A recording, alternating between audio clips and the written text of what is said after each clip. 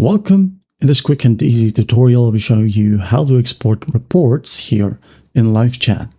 All right, so first up, go ahead over to the left panel and find reports. Click on it. And then once done, as you can see here at the bottom or at the bottom right, under tags usage breakdown, you have export CSV button. Okay, so what you'll do is just click on it. And then once done, go ahead and find the directory where you wanted to save the file. And then make sure that it is set to the correct file type, which is the comma separated value file.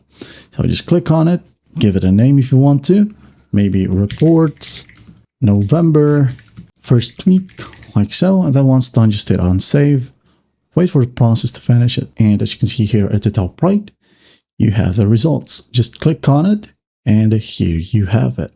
Now you could also export chat satisfactions right here, chat availability, like just go ahead over to the export CSV option. Okay. Also, lastly, right here we have export raw data option, and this will give you the option to get the CSV, but make sure that you have the upgraded version of LiveChat. All right. And there you have it. That is how you export reports here in LiveChat. I hope this video helps, and I'll see you in the next one.